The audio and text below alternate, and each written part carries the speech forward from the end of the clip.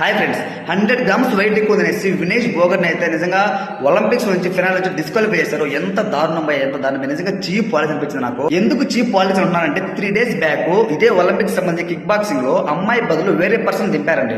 Algeria సంబంధించినటువంటి కంట్రీకి సంబంధించినటువంటి ఇమాన్ ఖలీఫ్ అనే పర్సన్ అమ్మాయి కాదు, అలానే అబ్బాయి అంటే కాదు, తను సంథింగ్ అనమాట.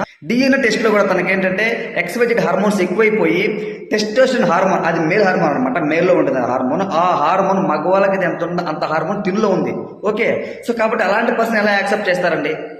ఆ గేమ్ లో తిను ఆపోజిట్ లో ఉన్న ఏంజిలా క్యార్నే అనే పర్సన్ కొడితే 2 పంచెస్ కొట్టింది, ముక్కు పగిలిపోయింది. తనకి బ్లడ్ అంతా వచ్చేసి తను భయపడిపోయింది. యాక్టివ్గా ఉంది, ఆడొచ్చు తిరిగి, కానీ తను ఆడలేదు, భయపడిపోయి క్విట్ అయిపోయింది. నేను ఆడను అని చెప్పి భయపడిపోయింది అనమాట. ఎట్లయినా సరే ఒక అబ్బాయిలో ఉన్నంత శక్తి అమ్మాయిలో ఉండదండి. సో అక్కడ అమ్మాయి ఆడాల్సిన పొజిషన్ లో వేరే పర్సన్ ఆడించారు, అది కరెక్ట్ అయినప్పుడు rule is rule for all అన్నప్పుడు 100 గ్రామ్స్ వెయిట్ ఏమైతుంది